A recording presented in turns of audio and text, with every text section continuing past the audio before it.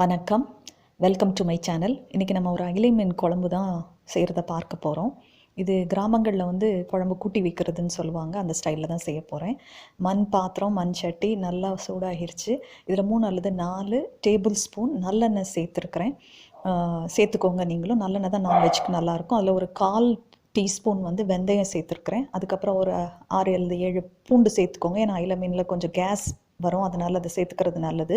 அதுக்கப்புறம் ஒரு 1/2 பெல்லாரி ஆனியன், பெரிய வெங்காயம். சின்ன வெங்காயம் தான் எப்போவும் டேஸ்டியாக இருக்கும் ஃபிஷ்ஷுக்கெல்லாம். எனக்கு இது தான் கிடைக்குது, நான் இதை போடுறேன். ஒரு தக்காளி, மீடியம் சைஸ் தக்காளி, பெங்களூர் தக்காளி சேர்த்துருக்குறேன்.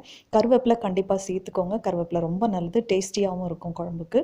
அல்லது நீங்கள் வெங்காயத்தையும் தக்காளியும் கிரேவி வேணும்னா நீங்கள் என்ன செஞ்சிடலாம், அரைச்சிட்டு நீங்கள் சேர்த்துக்கலாம். இதை நல்லா வதக்கணும்னு அவசியம் இல்லை, பார்த்துக்கோங்க.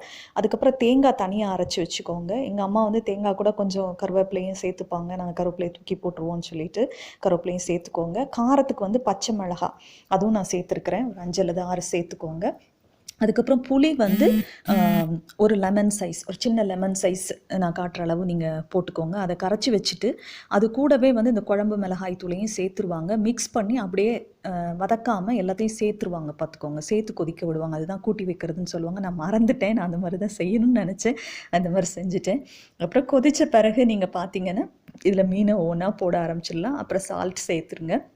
மீன் சேர்த்த பிறகு ரொம்ப கிண்டி விடாதீங்க, மூடி வச்சு. அது சீக்கிரமே வெந்துடும். கரண்டி போட்டு கிண்டி விடாதீங்க, சும்மா அப்படியே சுற்றி விடுங்க அந்த பாத்திரத்தை, அதிலே வெந்துடும் அது. இவ்வளோதான், இது சிம்பிளாக செய்யக்கூடியதான ஒரு recipe.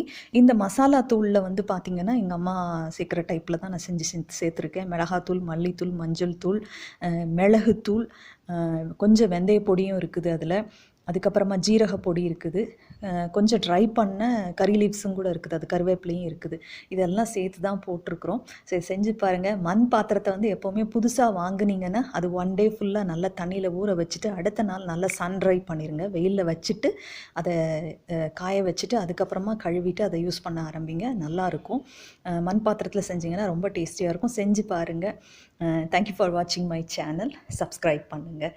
Have a nice day.